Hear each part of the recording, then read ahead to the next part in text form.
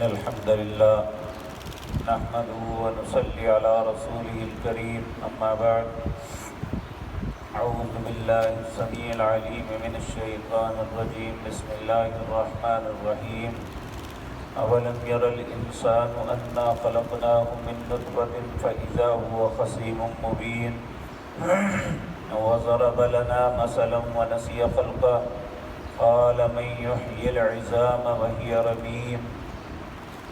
قل يحييها الذي أنشأها أول مرة وهو بكل خلق عليم الذي جعل لكم من الشجر الأخضر نارا فإذا أنتم منه توقدون أوليس الذي خلق السماوات والأرض بقادر على أن يخلق مثلهم بلى وهو الخلاق العليم إنما أمره إذا أراد شيئا أن يقول له كن فيكون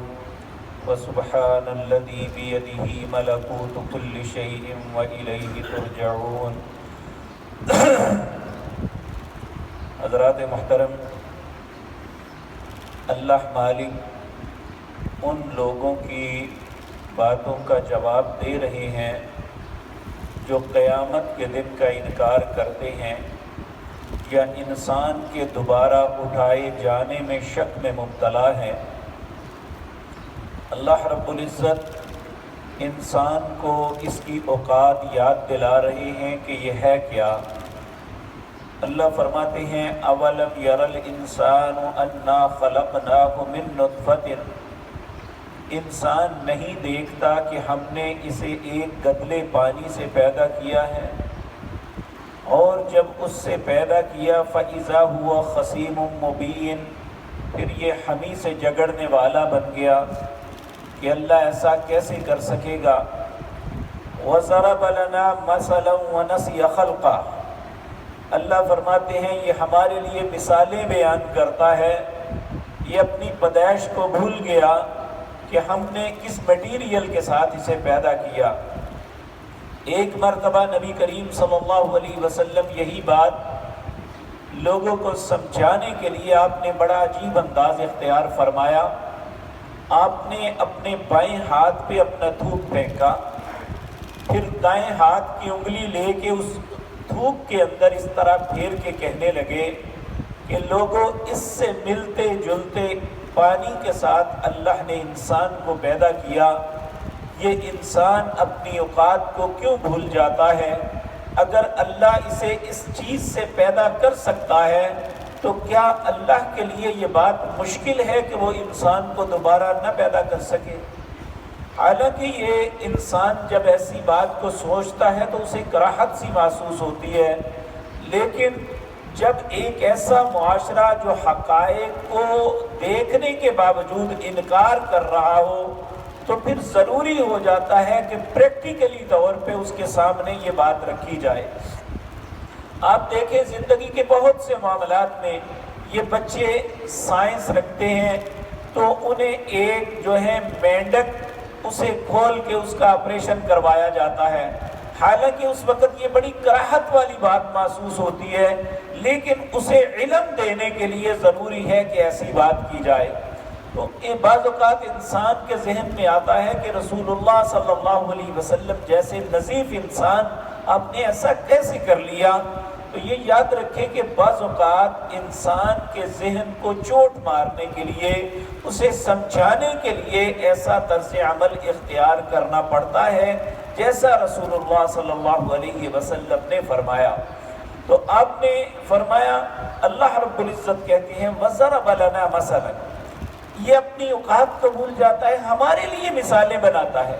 کہ یہ کیسے ہو سکتا ہے، یہ ایسے کیسے ہو سکتا ہے۔ وَنَسِيَ خَلْقَهُ، حالانکہ یہ اپنی پیدائش کو بھول گیا۔ قال، کہتا ہے مَن يُحْيِي الْعِظَامَ وَهِيَ رَمِيمٌ، یہ دوبارہ ہڈیاں کیسے جو ہے دوبارہ زندہ ہوں گی جبکہ یہ بسیدہ ہو کے گل سڑ کے ختم ہو گئی ہیں۔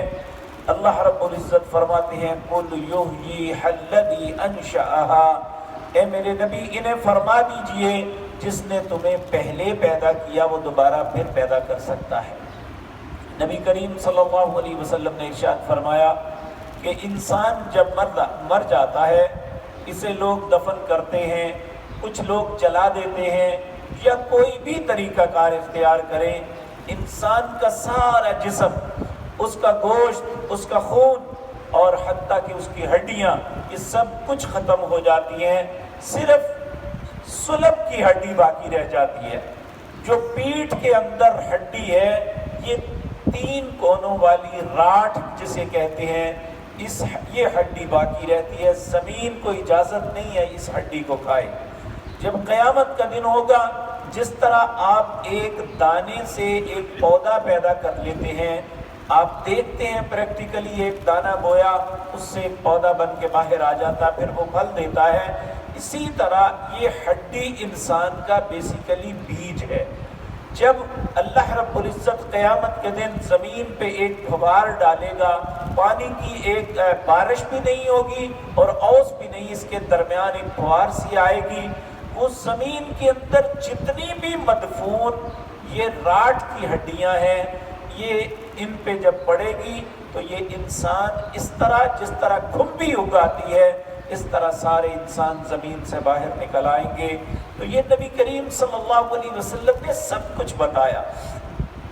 تو یہاں اللہ رب العزت فرماتے ہیں قُلْ يُحْيِيهَا الَّذِي، وہ انہیں کہہ دیجئے وہی زندہ کرے گی ذات انشأها اول مرہ، جس نے تمہیں پہلی مرتبہ پیدا کیا،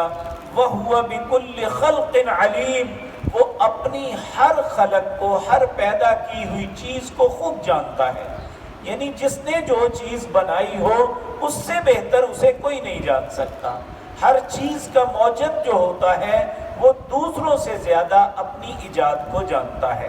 تو اللہ رب العزت جو انسان کو بنانے والا ہے، وَهُوَ بِكُلِّ خَلْقٍ عَلِيمٌ، وہ سب سے زیادہ بہتر جانتا ہے کہ میں نے اسے دوبارہ کیسے بنانا ہے۔ اللہ رب العزت پھر ایک مثال دیتے ہیں، الَّذِي جَعَلَ لَكُم مِّنَ الْأَخْضَرِ نَارًا، اس نے تمہارے لیے ایک سرسبز درخت سے آگ نکالی ہے۔ حالانکہ یہ ممکن ہی نہیں ہے کہ سبز درخت آگ نکالے۔ اللہ فرماتے ہیں الَّذِي، اللہ وہ ذات پاک ہے، جَعَلَ لَكُم مِّنَ الشَّجَرِ الْأَخْضَرِ، جس نے ایک سبز درخت سے نارن آگ نکالی ہے، فَإِذَا أَنْتُمْ مِنْهُ تُوقِدُونَ، کیا پھر تم اسے جلاتے ہو، اپنی زندگی کے کاموں میں لاتے ہو، یہ ساری چیزیں اپنی آنکھوں سے دیکھتے ہو؟ اگر اللہ یہ سب کچھ کر سکتا ہے تو أَوَلَيْسَ الَّذِي خَلَقَ السَّمَاوَاتِ وَالْأَرْضَ بِقَادِرٍ، کیا جس نے زمین و آسمان کو بنایا ہے بقادر، کیا وہ اس چیز پہ قدرت نہیں رکھتا؟ أَلَا أَن يَخْلُقَ مِثْلَهُمْ، کہ وہ اس جیسی اور بھی چیزیں بنا کے لے آئے۔ جس نے زمین و آسمان کو بنایا، جس نے انسان کو بنایا جب یہ کچھ بھی نہیں تھا، تو کہ یا دوبارہ اس جیسی اور کوئی چیز نہیں بنا سکتا؟ تو یہ غلط فہمی انسان کو نکال دینی چاہیے۔ پھر خود ہی فرمایا بلا، کیوں نہیں، وہ بنا سکتا ہے، وَهُوَ الْخَلَّاقُ،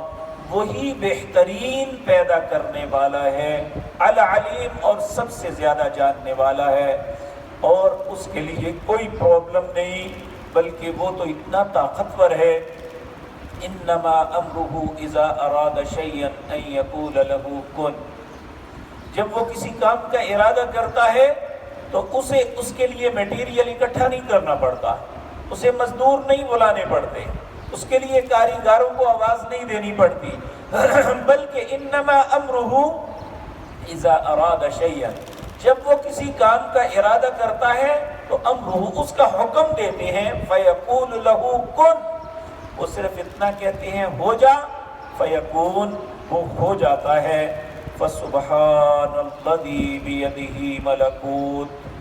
پاک ہے وہ ذات پاک جس کے ہاتھ میں ساری بادشاہ، ہر چیز کی بادشاہت ہے،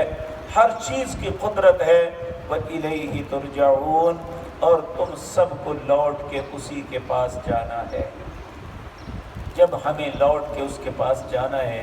اور وہ ہر چیز پہ قادر ہے، تو پھر ہمیں اس بات پہ یقین کر لینا چاہیے، ہمیں کسی غلط فہمی کا شکار نہیں ہونا چاہیے۔ ہم جو بھی اپنی زندگی میں کر رہے ہیں، اللہ ہمیں